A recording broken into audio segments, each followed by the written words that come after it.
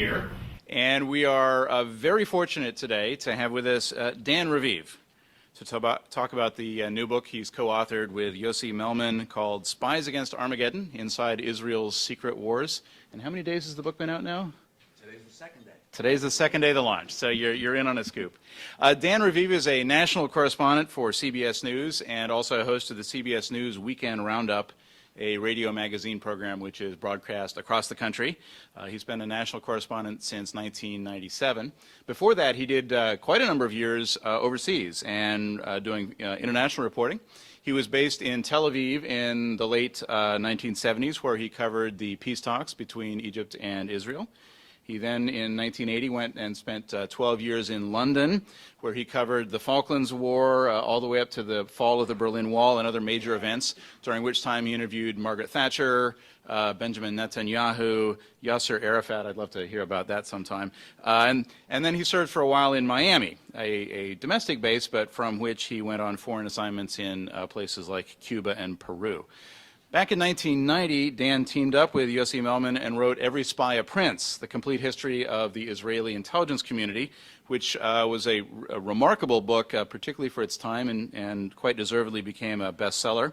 They also together co-authored a book called Friends Indeed, Inside the U.S.-Israel Alliance. Every Spy a Prince was, as I say, a remarkable achievement, and today he's here to talk about the follow-on, which comes 22 years later, Spies Against Armageddon. More sources were available to them than had been available 20-some years ago. More people were willing to talk. I imagine he'll at least allude to that. Now, there are a lot of people who know all about Israeli intelligence, but they're typically not free to talk, and there are far too many people who are free to talk and who do so at great length, but who know precisely nothing, or sometimes less than nothing, about Israeli intelligence. None of their prattle more stupid and, to my mind, offensive than, for instance, the story that the Mossad's greatest operation was the 9/11 attack. Dan Raviv and Yossi Melman, however, are those rare creatures who both know and are at liberty to discuss what they know.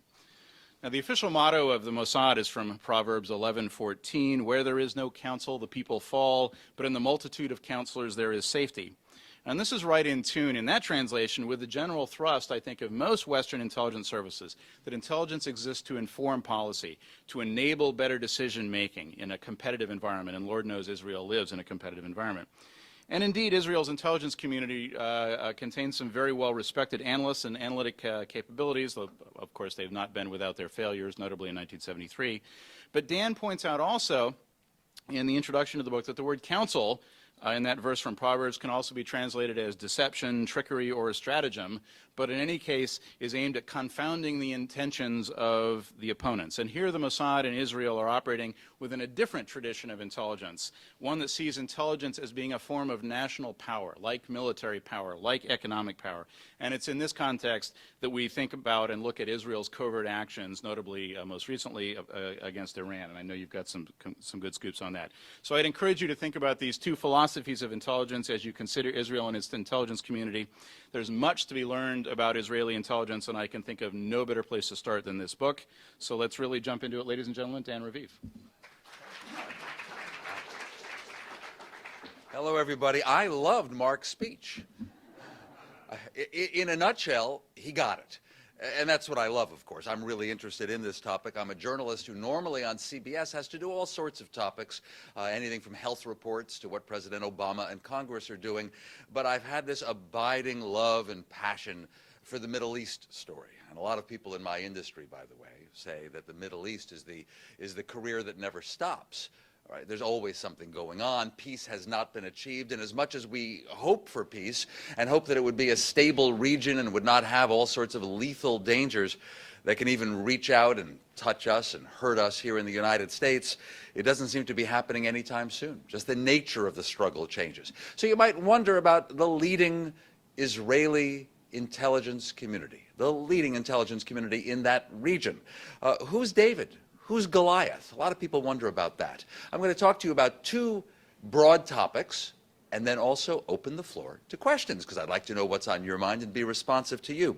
The two topics are what's special about Israeli intelligence? Why did you come to hear a talk today about the Mossad, the foreign operations arm of Israeli intelligence. The community includes some other agencies too. We'll get into that. Why did you come? Whereas I think the crowd would be smaller for a talk about the Serbian intelligence, the Bulgarian intelligence, all of which have interesting stories, by the way. But there's something about the Mossad mystique. There's something about Israel. It's there in that place of conflict, but it's also the place of the Bible, of the Holy Land, of the stories that we all somehow can relate to. And so we're interested in. And we also know that for a tiny country, Israel has accomplished unusual and big things. The second part of my talk will be about how do you write a book about intelligence? Sometimes people actually ask me. I don't just mean, who are your sources? Who do you talk to? How do you do it? I mean, literally, especially young journalists say, I want to write a book about intelligence. How do you do that? How do you start? So we'll talk about that as well. And as I say, leave time for questions. I mentioned who's David and who's Goliath. I think it's sort of an appropriate way for that part of the world to talk about big and little. And that's an important theme here, because Israel is small. You can't emphasize it enough. Israel's population right now is 6 million. The United States is about 60 times the size when it comes to population. When it comes to physical size, even more so. Israel's tiny, much smaller than the United States. So Israel doesn't have strategic depth, doesn't have the ability for its army to pull back if there is a war, pull back and then pounce forward. Israel from the beginning felt itself to be very, very thin. What was the beginning? 1948. David Ben-Gurion, the first Israeli prime minister, he declared independence in May of 1948, very well aware of two things: that his country is among the smallest on earth, and that the neighboring countries are about to invade. The neighboring countries don't want there to be a Jewish state of Israel. The British were leaving. The British had held Palestine. The plan approved by the UN had been for Israeli and Jewish, for a Jewish state and an Arab state. They, I guess, would have been called Israel and Palestine. It didn't work out that way. Most people say that the Arabs rejected the deal. The Arab countries invaded. There never was a state of Palestine that was established. Many years later, we say how unfair that is, of course, but back then there wasn't really an awareness of it. Again, it's the pace of events. And the events in 1948 and 49 were a war. From the Israeli point of view, that's the war of independence. Milchemet ha'atzmaut. Yes, I'm fluent in Hebrew as well, which will inform the second part of my talk. How do you write a book about intelligence? Actually get into the culture if you can. So this war of independence was a rough one. The Jewish state of Israel was tiny. It could have lost. It could have been wiped out. In fact, many Western diplomats and strategists who were working at the time expected the Jews to lose, expected Israel would be wiped out. One reason that Harry Truman, the U.S. president, was advised by some of his counselors here in Washington not to recognize the new Jewish state of Israel was, let's see how this war turns out. There may not be a Jewish state of Israel within a couple of months. But the Israelis won. All right, that's guts and valor, no question. Arms that came from places like Czechoslovakia and secretly from the United States and from Latin America. And a lot of that was intelligence work and covert work by the pre-Israel underground, by the famous Haganah, which was, before Israel was established, was in effect the Jews' secret army, the Haganah, various wings of it. They also knew that a big war was coming, and so they smuggled in weapons. So the Israelis had this sense from day one that they had to do things in innovative ways and in secret ways. I'm suggesting to you that when a country is that small, that beleaguered, and feels that it has its back against the wall, it feels that it can't do things in the normal, acceptable way. It can't follow the parliamentary rules of procedure, but instead feels that it has to do things off the books that will never be acknowledged. So that includes smuggling weapons and smuggling people. Before Israel was established in May of 1948, Israel, or the Israelis, the future Israelis, saw themselves as a homeland for the Jews from all around the world. And the most immediate situation was the Holocaust. that Nazi Germany had murdered 6 million Jews. Millions of other people, too, died in World War II. But 6 million Jews had been killed, mainly in concentration camps, and Jewish leaders said that's never going to happen again. The phrase eventually became never again, and Israel represented a homeland. Now, again, even before independence, these future Israelis, the Jewish leaders like Ben-Gurion, were aware that they can and must offer shelter to the Jews who survived World War II in Europe, but even encourage them to come. Now, again, here we have kind of mixed motives. Rescue them, save them, provide a home, but also Israel, the future Israel, is going to be so tiny, with so few people, we need more people. We need more workers, we need more soldiers, we need more farmers. And so if you're going to build up a country, not just with the motto or the notion that you're offering a homeland to Jews, the only way to survive is to actually bring in Jews and have a lot of people. Therefore, I'm not going to make this a reading per se, but I will tell you that early in our book, we talk about a meeting in 1949, which was during one of the breaks in the War of Independence. You may not know that when Israel was fighting against the Egyptians and the Transjordanians and the Iraqis and the Syrians, the Arabs had invaded this new state of Israel. From time to time, a ceasefire would be arranged. Yeah, even when there are no diplomatic relations, you can arrange a ceasefire, whether it's the Red Cross, the UN, international bodies. So sometimes the war would stop. Now, it was an interesting time. For the new state of Israel, these breaks in the war would allow politicians and leaders, Prime Minister Ben-Gurion and his ministers and military officers, to think about how to organize themselves. On a tactical basis, how to organize themselves for the next stage of war, but also how to organize the country. They barely had had a chance to breathe and even think about it. So early in the book, on page 25, I say that they quite intentionally, after thinking about it, in a meeting in February of 1949, decided that the intelligence community, first, would have to be world class. They were well aware that Russia, the Soviet Union, had a world-class and even frightening intelligence apparatus. Pretty much we know it as the KGB, but lots of organizations. For most of those years, that had been Stalin's secret police, which was known to have done horrible things. And so Ben-Gurion did not intend to do horrible things, or to arrest people or banish them or kill minorities or anything. That wasn't his intention. But I have to say that the early Israelis admired the Soviet system of making decisions, being decisive, having strong government bodies. There was a lot of leaning toward that. We need a strong government. This country could be wiped out unless we have a government that's well organized and works. Interesting. They kind of admired the Soviets. Don't forget that Ben-Gurion and others, most of the leaders of early Israel, were socialists. And so they kind of had an abiding affection for a socialist government. They said with their kibbutz farms and a sense of fairness and justice, they were not going to be Stalin's Soviet Union, but Israel was going to be strong with a strong government. They also admired democracy, and they admired the United States. And Harry Truman did recognize Israel. The United States was first, just beating the Soviets for the honor of recognizing Israel. So Israel was kind of always pulled early on in two directions, admiring the Soviets and socialism, but wanting to be part of the free world. But the free world was a little suspicious of Israel. Would it survive? And maybe it was socialist. So again, pulled in two directions. The structure of the intelligence community would suggest a direction that Israel would choose. So not surprisingly, the first body, the first agency that Ben-Gurion decided to set up would be military intelligence. It came to have the name Amman, which is short for Agaf HaModi'in, the intelligence wing of the Israeli army, of the Israel Defense Forces. So Amman is now the largest of the intelligence agencies. You think of the Mossad made headlines, the Mossad does most of the foreign operations, but Amman military intelligence is larger.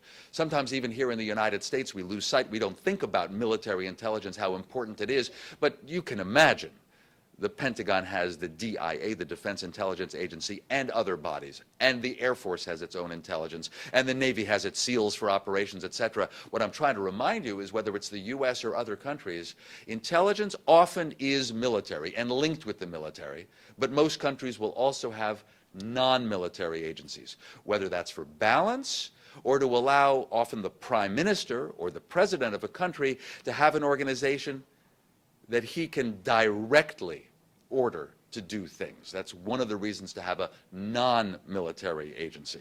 Well, in the Israeli context, they knew they needed excellent military intelligence. February 1949, they were in the middle of a war. Of course they felt that way. The second body they set up was a domestic secret service. Now here's where, if you're not careful, you will fall into the Soviet model and start having secret prisons and arresting dissidents, etc. Again, Ben-Gurion was determined not to do that. But a domestic secret service is like the FBI. And it came to have the name Shin Bet, which is short for Shirutei HaBitachon, which is the security services. Most people call it Shin Bet. Still exists. Over the years, it changed. Israel has become more modern, and many people say more democratic, more open. It's okay to even talk about intelligence. It's fine for Yossi Melman, an Israeli, my co-author, to take part in the writing of books like this, and he covers intelligence all the time for Israeli newspapers and websites. But you can imagine in 1949, these were very secret, sensitive, and hush-hush topics. In 1949, no one was even reporting on this meeting in which these agencies were set up. Of course, looking back in history, we're able to find out what was done. The idea overall with the Shin Bet, the domestic security service, was to look for enemy spies. You're involved in a war, there's quite a large possibility that your immediate enemy, the Arab countries, will be trying to penetrate Israel. It's only natural. It's one thing that takes place in war, and this building, the International Spy Museum, is filled with examples of not only the Cold War Soviet bloc against the United States and its friends, but also the use of intelligence during war, code breaking, etc. All of that needed to be done, some of it by military intelligence, but especially for counterintelligence, keeping an eye out for where your enemy might be sending in spies. In this case, it would be Arab countries sending someone in, posing as an Israeli Jew, pretending to be an Israeli, trying to infiltrate the Israeli army, the Israeli political system, etc. In fact, it turned out over the years, not many attempts by the Arab countries to do it. A few by Egypt. Egypt was more sophisticated than the others in trying this. The Egyptian intelligence did send in a few people, a few, and we write about them in the book, who posed as Israelis. It was the Soviet Union that did it again and again and again and again. Now, there was opportunity. What was going on is that a lot of Jews were moving to Israel from those communist countries, which were just beginning then. Right, this was just after World War II. Communism was taking hold in more countries in Eastern Europe. But the Soviet Union was the Soviet Union and had been communist for years, with a habit of sending spies wherever to extend the Russian reach, to extend the reach of international communism. And so Ben-Gurion was right to be on the lookout. It turned out that over the years to come, into the 50s, well into the 50s, Israeli counterintelligence in the form of Shin Bet, that domestic agency, was catching Soviet spies a lot, very often, very frequently. That turned out to be the main threat when it comes to catching spies within Israel. So we've had the military intelligence, Aman, the domestic security service, Shin Bet, and then they set up a foreign intelligence service. Now that is what is often called in official Israeli bureaucratic language, chutzpah. Not really an official word, of course, but a Jewish word meaning you have a lot of nerve. My gosh, you're really small, and you have the chutzpah to say you should have a foreign intelligence service that will go to foreign countries and accomplish things for you. But Ben-Gurion and his intelligence chiefs early on were clever enough to know that, especially if you're determined to have a modern country, you're determined not to be stuck in the morass of the Middle East, Africa, Third World, whatever the phrase was back then. Israel was not going to be one of those poor countries that would just slowly try to develop. It was working in hyperspeed.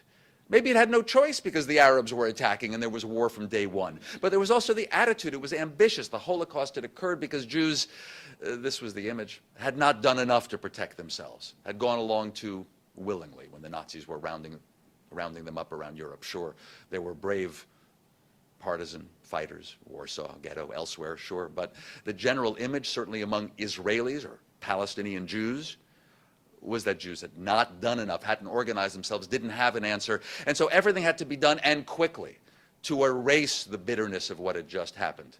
to turn around Jewish history, to return to where King David had been. And there was much talk back then of that kind of courage of biblical kings and actually having a modern state in the place where ancient Jews had walked and lived and created a great part of civilization. Now, those are all big words, but I'm telling you that Israeli strategic planners were actually caught up in so much of this emotion and sense of history, really well aware of the uniqueness of what they were building. The Jewish state of Israel was not going to be your normal country.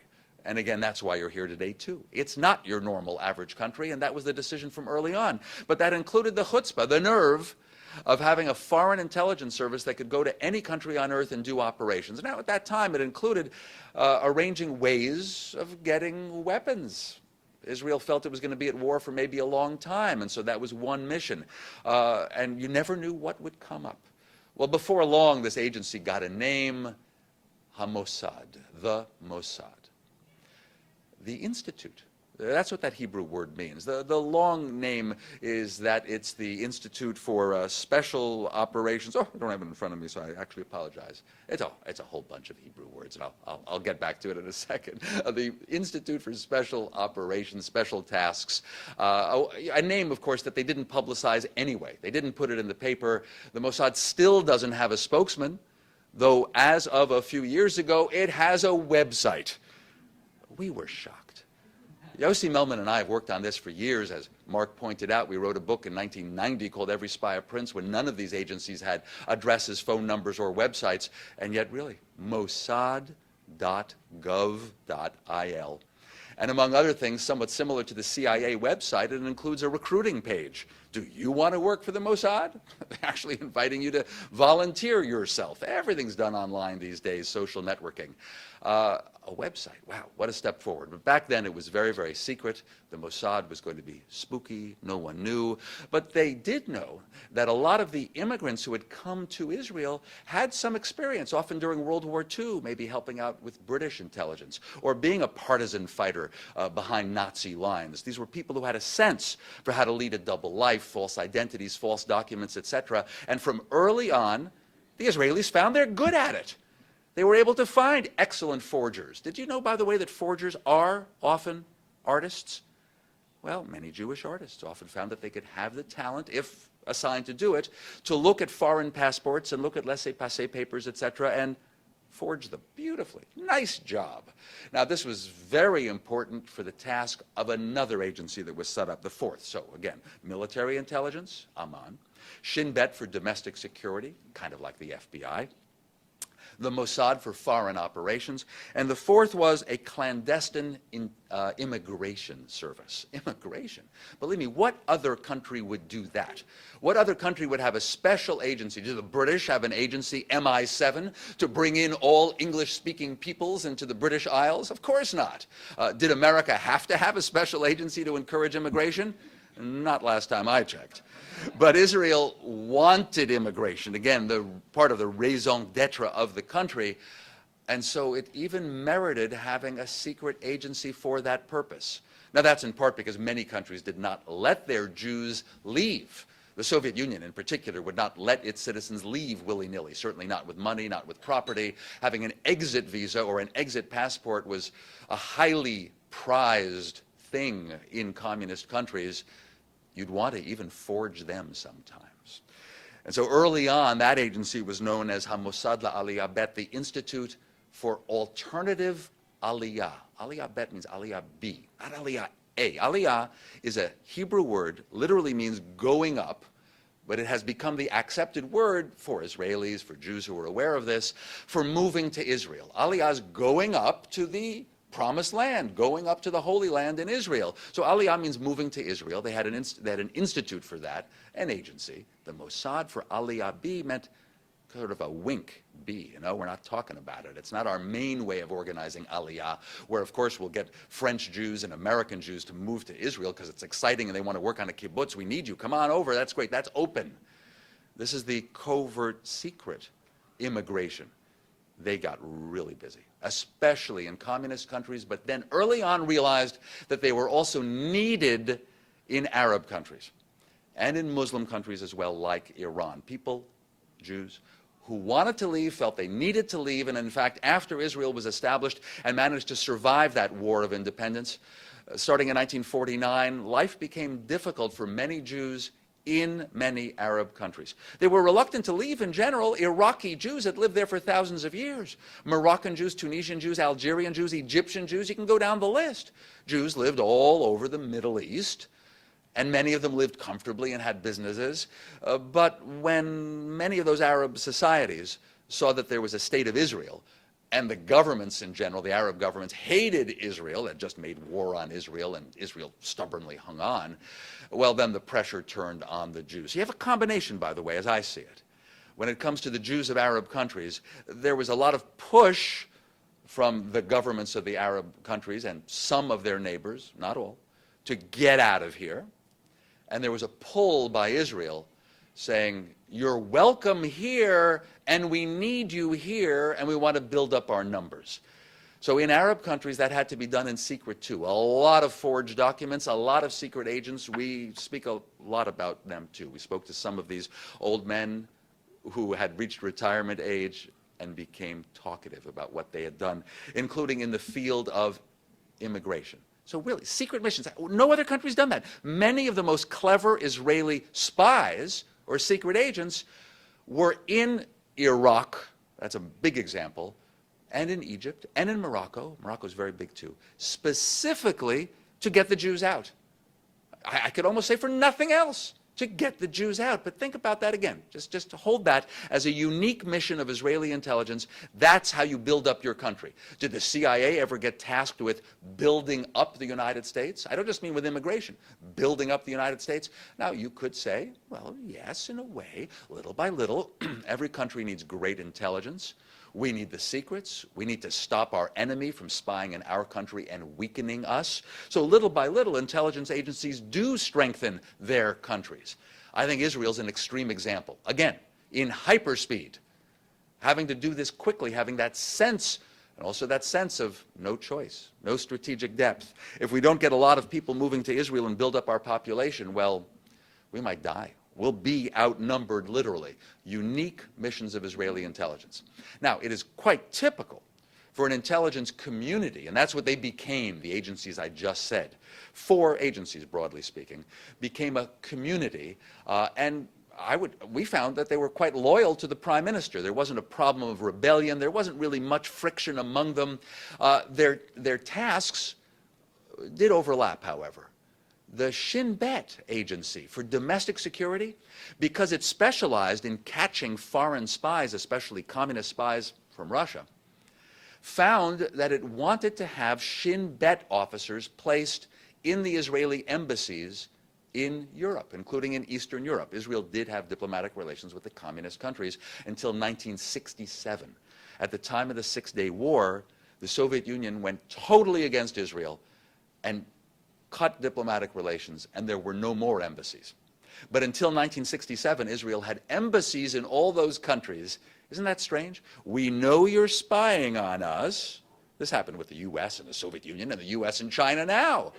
We know you're spying on us, but we have diplomatic relations. And some of the people that we're putting in our embassy in Sofia, Bulgaria, and in Bucharest, Romania, and in Moscow in the USSR. Some of our people, well, you know, I know that some of them are spies. Fine, that's the game that the US and Soviet Union played for many years. US and Russia, US and China still do, as I say. Israel was right up there, right away, just again feeling in hyperspeed that it had to do these things and be one of the big guys on the planet. And so, by the way, the Soviet Union was deeply suspicious of all the Israeli embassies in the Soviet bloc. The Soviet Union regarded Israel as a major player. I mean, again, this country which, for most of the time that I was growing up, Israel was 2.5, 3 million people. It's 6 million now, largely due to the success of the covert immigration programs, which included eventually helping Jews come from the Soviet Union, especially once the Soviet Union collapsed. Many Jews in Russia and the other former Soviet republics wanted to move. A lot of it still had to be done in secret negotiations, payoffs to some of the communist leaders. We establish in the book that Nicolae Ceausescu, the longtime leader of Romania, was getting suitcases full of cash delivered by the Mossad Aliyah Bet, the Mossad immigration agency. Money, bribery. The Israelis just thought that's the way the world is. A lot of bribes were paid. And you may find it interesting that at times, with again kind of a wink, bodies of the State of Israel, agencies of the State of Israel, would ask wealthy Jews around the world to help immigration projects. They didn't say exactly how it would be done, etc., but you might approach a foundation, an organization in the U.S., or some wealthy Jew in the U.S., France, Britain, and some Israeli would say, we don't want to talk about this too much, but we're trying to get all the Jews out of Yemen. Don't ask for details, but we actually need $4 million to do it, and the contribution would come. This was fundraising for the purpose of what, again, often around the world, the newspaper would describe this as a slush fund, right? Where's the accounting work for it? Is there a congressional agency, or in this case, a Knesset parliamentary agency, demanding that the intelligence community account for every dollar and where it went? Well, remarkably, no, especially not in the early years, yet we found very few examples of corruption. They were rooted out. Prime Minister Ben-Gurion and his early intelligence chiefs made it clear they would not tolerate corruption. That's where they were being kind of KGB style, being Soviet style. Very tough on that. And so it actually was a pretty clean machine, but done in secret with money from wherever, going to wherever to do whatever. And the Israelis were very adept at it, building up the country in that very unique way. So intelligence agencies typically prepare for war. Even after that 48-49 War of Independence, the Israelis felt there'd probably be another round, and they were right. But the next one, to be frank, in 1956, you could say the Israelis started it. Well, here's what happened. Gamal Abdel Nasser had taken over in Egypt, and he was an expansionist guy who said in all his speeches he wanted to throw the Israelis into the sea, and he was supporting all sorts of terrorist groups, many of them operating out of the Gaza Strip. In the 1950s, Israel found that unacceptable, tried to undermine Nasser. A lot of things were going on at once at hyperspeed. Israeli intelligence had agents in Egypt for the purpose of the secret immigration, to get Egyptian Jews out of Egypt. At the same time, there was the feeling that there would be another round of war. So some Israeli spies were there to keep an eye on the Egyptian Navy, the Egyptian Air Force, the Egyptian Army, of course, and also the beginnings of an Egyptian missile program. The Israelis were extremely alarmed by this. Do you know who the scientists were who were helping Egypt? The Germans. Some of the same Germans who had worked on their V-2 rockets. You know that the U.S. got some of those experts to come help the American space program and rocket development. Well, Egypt did too. Egypt was offering a lot of money. Germans had moved to Cairo. The Israelis were very concerned, and so they got into kind of a new business, intimidation. The Mossad and Amman, the military intelligence, in targeting Egypt, in realizing that Egypt was the strongest of the Arab countries, and then seeing these former Nazis there, and that's the way Israel saw it, thought we've got to dissuade the Germans from being involved with Nasser and his regime over there. The intimidation took place in Germany and in Egypt. Letter bombs were sent. Threats were mailed and telephoned. And the German families felt it. And they felt it in Germany. Some of the German scientists pulled out, some didn't. The Israelis, frankly, were starting kind of a new thing, which they have continued to do even in Iran today, to intimidate scientists. Don't take part in that program. Don't help Iran's nuclear program. Certainly the message from Israel to foreign scientists, don't help the Arabs develop special weapons, and to foreign scientists who might be tempted to be involved in Iran, don't help them. And then the Mossad, as we report in this book, took it to the next stage recently, in the past few years, assassinating Iranian nuclear scientists in Tehran. And the detail of it, well, obviously, my co-author Yossi Melman and I were not told every detail, but from all the evidence and all the information and the historical background of what Israeli intelligence has done in the past, it's not mercenaries, it's not Iranian dissidents, it's not minority groups on the fringes of Iran paid by Israel to do it. These missions are perfectly executed, often men on motorcycles opening fire or sticking a an exquisitely shaped so-called sticky bomb, magnetically attached to the outside of a car and exploding in such a way that it only gets the people inside the car, not much collateral damage, as they say in the business. The Mossad developed these capabilities over the years in that special line of work that I call intimidation. And they developed that in the 50s. So everything about Egypt was a learning ground for much of what Israel was doing, why the intelligence community had been set up, immigration, but also offensive action, intimidation, and the espionage work to prepare for the next war. The next war, ironically, I said Israel started it. Israel worked with Britain and France to invade Egypt. The British and the French were really, really fed up to here, fed up with President Nasser, who had taken over the Suez Canal, which was an Anglo-French project, and so the British and the French wanted it back. So in broad terms, to put it simply, in 1956, the British and the French met with the Israelis in secret. We have absolutely an eyewitness account of the planning meeting here, including Shimon Peres, who is now the president of Israel in his late 80s, in 1956, 56 years ago, being at that meeting and raising a glass and a toast to the success of their mission, which was invading the Sinai and the Suez Canal, and the French and the British grabbed the Suez Canal, and they hoped that that would topple Nasser by humiliating him, and the Israelis managed to win the Sinai, showing their military prowess. They could capture the entire Sinai Peninsula in 1956.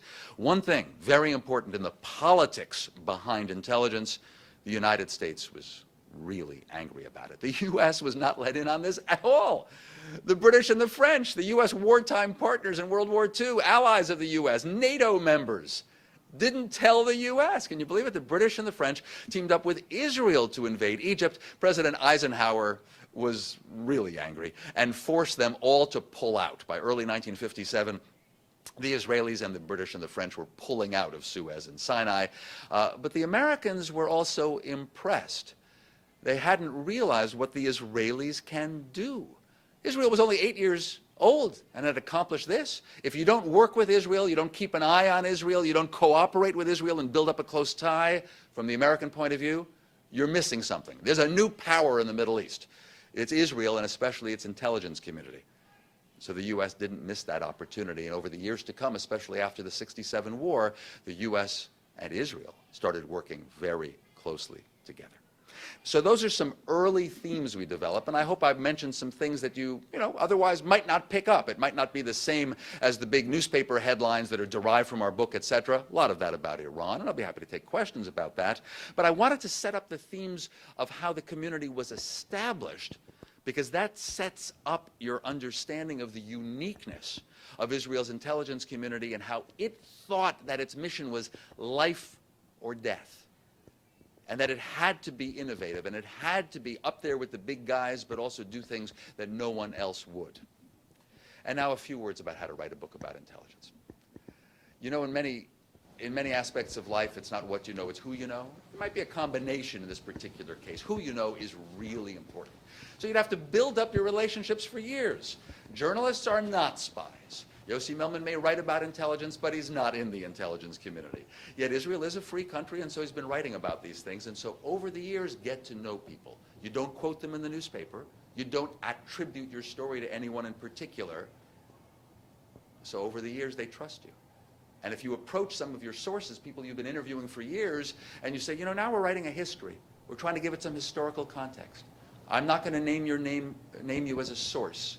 But tell me what really went on, and especially as men and women get older and they want to set the record straight, that's a wonderful approach. Talk to people in an understanding, non-judgmental way if you're a journalist or a historian. Listen more than you talk, of course. I've broken that rule in the last 40 minutes, I know. I'm about to reverse it.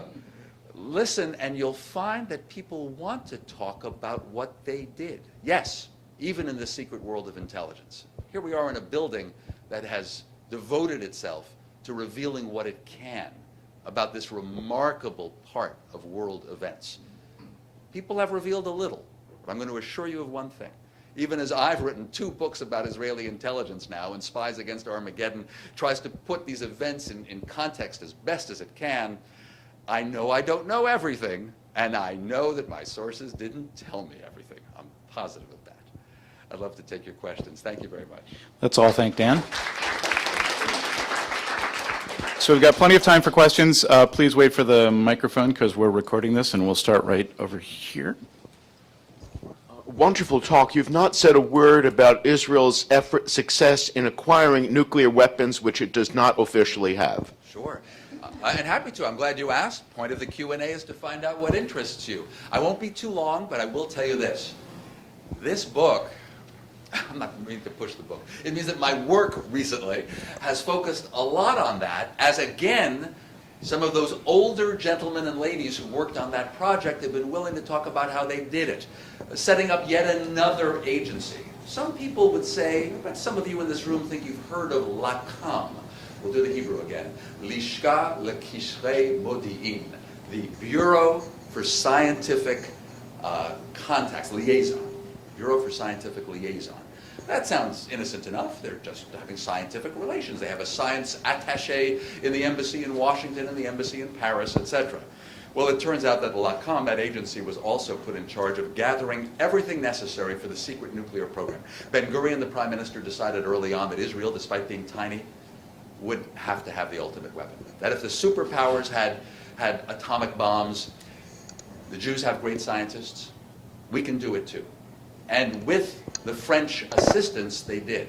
As part of the Suez-Sinai, those secret meetings in early '56 setting up the Suez-Sinai War, 1956, Shimon Peres made a deal with the French. The French would construct. The French sent construction crews to the Negev desert of Israel, and the French built the Dimona reactor in the full knowledge that it could make weapons-grade materials.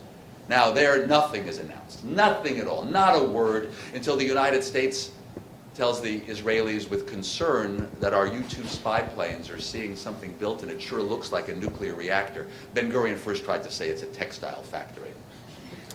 And he never admitted, not really even to the United States, what it is, and they decided to have kind of a tacit understanding. So our story is a lot of smuggling, the secret agency getting what it needs to, making shiploads of uranium disappear, a lot of individuals telling their story, even though Israel has not officially acknowledged any of it. And we have two phrases in our book, nuclear ambiguity and nuclear monopoly. The intelligence community was put in charge of this. Nuclear ambiguity, you can believe that we have a nuclear bomb, but we're keeping it ambiguous. We don't want to let you know. It's part of our mystique. You want to fear us? Fear us. Please, we're not going to announce that we are a nuclear power and we're not signing the Nuclear Non-Proliferation Treaty. It's a certain stubbornness. It's their attitude. Israel feels that it's a special case. Back against the wall has to do this. Very unusual. Nuclear ambiguity. And then the controversial current policy, nuclear monopoly. Israel intends not to let any of its neighbors, certainly not the hostile countries, have nuclear weapons. Therefore, Israel's Air Force bombed the reactor in Baghdad in 1981. They intended never to announce it, but Menachem Begin, the prime minister, was so pleased by the outcome that he did announce it. So they destroyed a reactor in Baghdad, Iraq in '81, and in 2007, without any announcement at all, and they have never acknowledged it, but we have a very much, almost a tick-tock, as they say, of how the decision was made and then the destruction of Syria's nuclear reactor. That was in September of 2007, 5 years ago. That's nuclear monopoly in action. Iran is an example, of course. Israel is determined not to let Iran develop a nuclear bomb. Got lots of hands here. Why don't we take the gentleman in yellow on the aisle? I have two questions. I'll make them very concise if I can. When your book deals with the events that correspond to the period that your first book deals with, is the dealing in this book a new analysis based on new information? I love the way you put that. Yes. And so because our first book stopped in 1990 and dared to say, every spy prints the complete history of Israel's intelligence community. You laugh. 22 years go by. There was a consideration of, every spy prints 2, part 2, pick it up in 1990. But when we were talking to people, thinking we're learning about the period since 1990, they drew so many new connections to things that had occurred earlier. We realized, to get the context right, to help you understand why Israel behaves as it does, we felt we had to go all the way back. We have a lot of new witnesses, a lot of new people quoted, and therefore, yeah, sometimes our account changed from the complete history to the completer history. How about that? Yes. The other question is regarding the Israeli efforts to interdict the Iranian nuclear program. Up until recently, and perhaps it was your book and publication that triggered that, there was never an admission by the Israeli government that they were involved in these attacks in Iran. Personally, I felt that was the better way to deal with it. So what is your view, having published this or having relied on other publications, of coming right out and saying it is the Israelis that are doing this? Is this damaging to Israel? Is it not damaging to Israel? Is it good for Israel? Hard to say, and I've been reporting on stories of this nature for many years, really many years. And you get some differing views in Israel, I suppose. Yossi Melman organizes the Hebrew version of our books, and we're coming out next week with this book, and everything will be in it.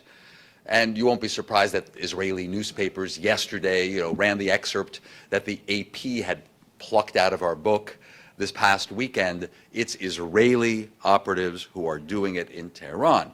I didn't feel any so-called blowback that Israelis were sorry about the revelation of that. First, it's revealed by journalists and historians, so it's not officially confirmed. What Israeli officials like to do when they want to intimidate their enemies is just kind of wink, or in the case of a large explosion at a missile base in Tehran, a senior Israeli cabinet minister in public, to a lot of reporters, said, maybe it was the hand of God, it's good news.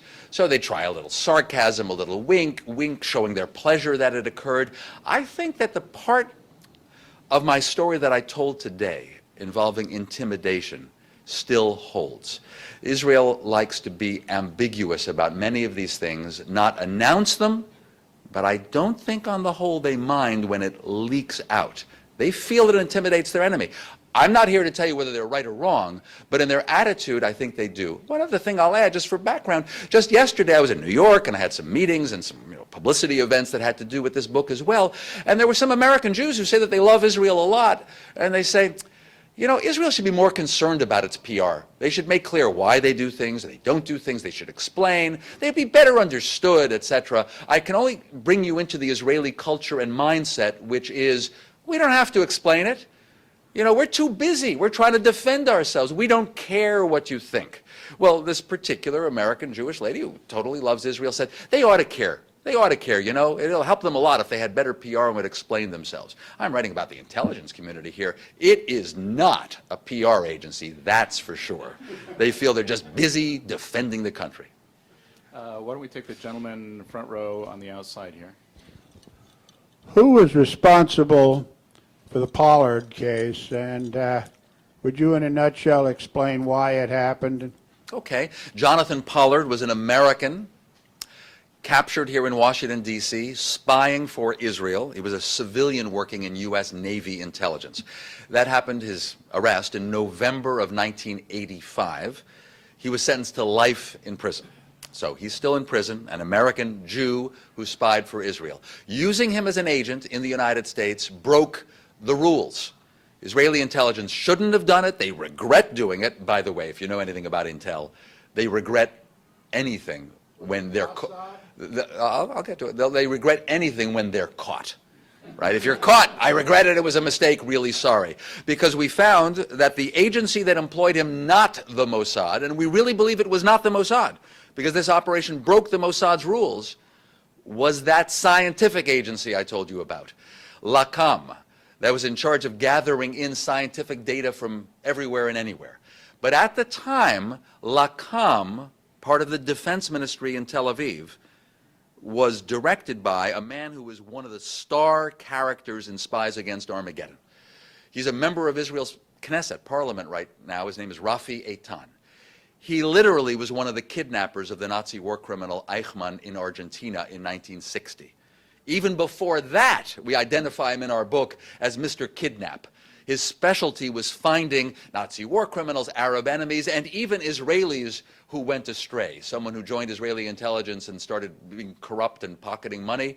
Rafi Eitan would be in charge of getting him in Europe, putting him in a wooden box, and flying him back to Israel. Mr. Kidnap. Well, Mr. Kidnap in the 1980s was put in charge of an agency. That special agency, LACOM, for scientific liaison, that was getting nuclear info and other scientific info. And when there was a walk-in, come see everything in this museum, you'll get all these phrases like walk-in.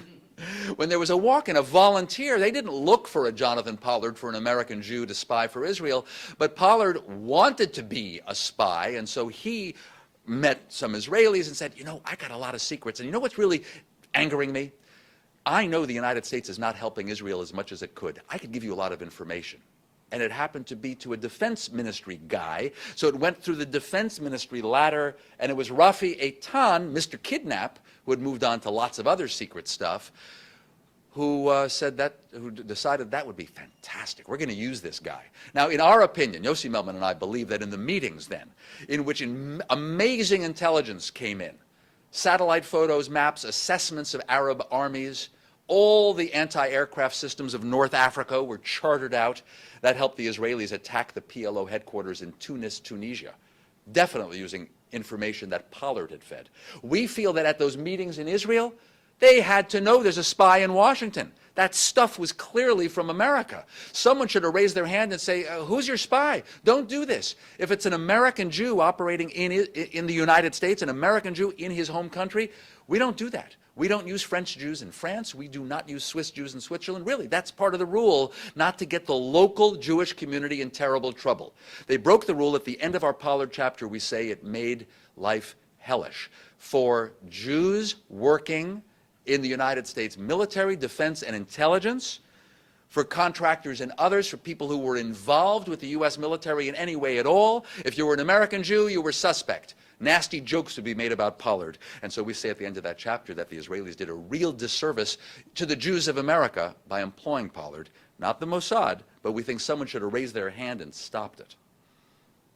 The gentleman on the aisle at the back here, and then we'll take the lady directly in front of him as the next question.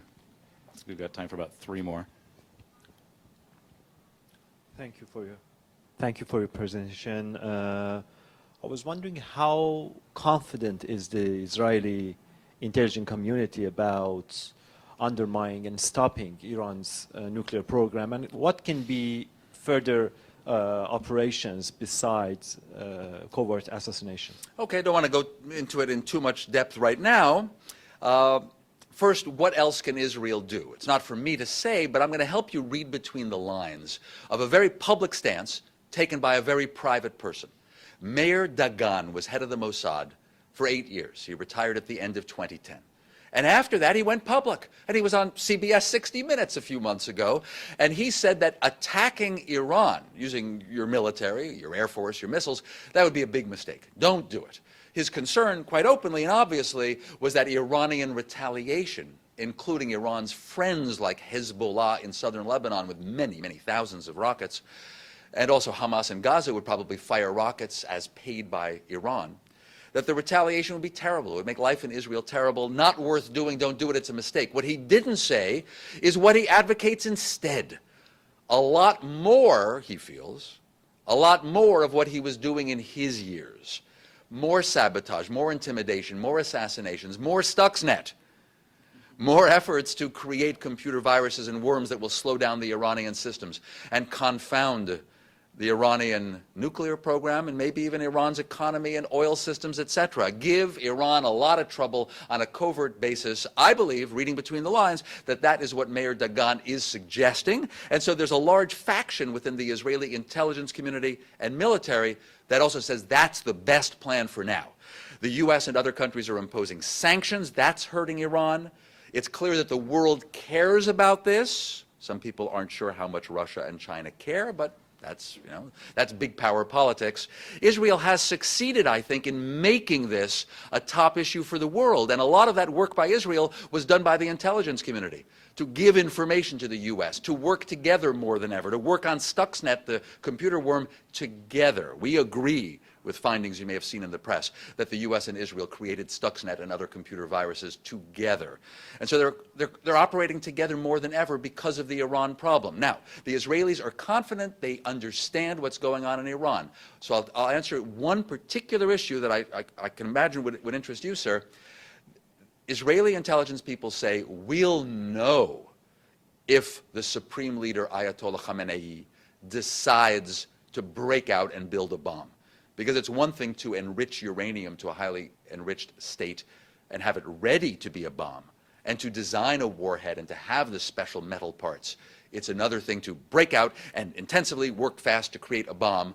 And Israeli intelligence people, for some reason, say, we'll know. And then that's it. That's a red line. That's unacceptable. In fact, Israel wants to stop the program earlier and at least delay it for years and years.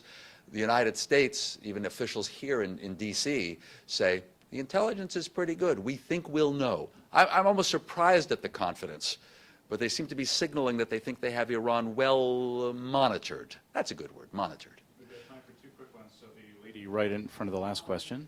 In 1973, my father made Aliyah to Israel.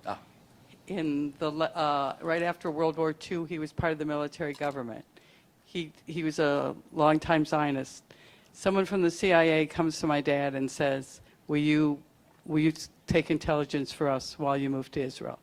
And my dad tells me the story, not on your life, because I'm a Zionist and I'm not going to, this is going to be my new country. So that has to go with one last aspect. Another divided loyalty story. Well, that's my father's story, but it has to do with how much does the CIA, we've heard the Pollard story, but how much I suspect if they asked my dad to do it, do you think, we have they hadn't had the right intelligence We have on my a chapter father. with colorful detail of an Israeli named Yossi Amit, who then served quite a lot of time in an Israeli prison, who was approached by CIA people, brought to Germany, debriefed, medical tests, psychological tests, weird questions that he tells.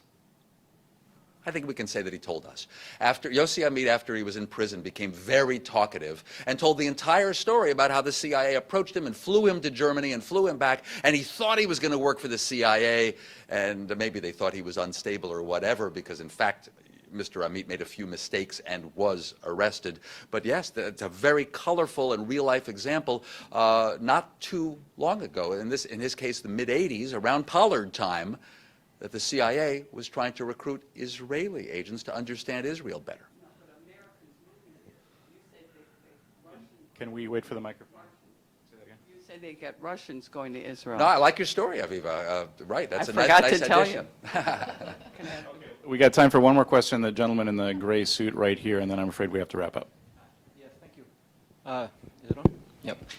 I happened to be in Herzliya last year in a very interesting time when Egypt started disintegrating, and there's a lot of consternation, not only about what's happening in North Africa, and they predicted very well, with the Muslim Brotherhood coming to power, but also with Turkey, which was a longtime ally of Israel, and relations, disrupted by the Mavi Marmaris incident.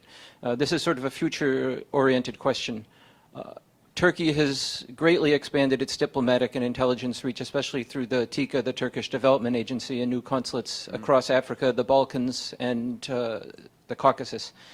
Is this something, considering the slant of the Erdogan government, is this something that Israel is going to have to take into account, planning its own intelligence activities to monitor in the future as Turkey pushes for more leverage? Sure. Yeah, very much so. So you could call Turkey a regional rival. The Israeli strategy has not changed that much from what we described in the 50s, called the peripheral strategy. Try, if possible, to work with countries that are not Arab Muslim countries around the edge of the Muslim world. Therefore, they had good relations with the Shah of Iran, kept pretty much secret, because he wasn't an Arab. Iran's not Arab. Israel would love to be friendly again with Iran, if possible, maybe after the Islamic Republic changes. It's an Israeli hope. In the case of Turkey, Israel had worked very hard through its intelligence agencies and then even with the militaries to work with Turkey, well aware that Turkey is a NATO country. It would be a good way of cooperating with the U.S. and the rest of NATO. And then, as you say, Prime Minister Erdogan seems to have changed and wants Turkey to be a very important Muslim power. Among other things, Erdogan doesn't like Israel, is turned against Israel. One wonders if everything you see on the surface is the full story. And I can tell you that Israeli intelligence intends to be part of restoring an excellent working relationship with Turkey by finding common foes. And the unrest in Syria, which borders on Turkey and borders on Israel, is common cause. Turkey and Israel, for different reasons and different ways, are worried about what might be next in Syria and elsewhere in the region. But Syria is a common cause issue, which I think will lubricate the return of Israeli-Turkish relations, despite the bitterness that you see on the surface. Well, we could clearly continue for a very long time, which I think is a sign of a fabulous and successful talk. So again, let's all thank Dan Raviv. Thank you.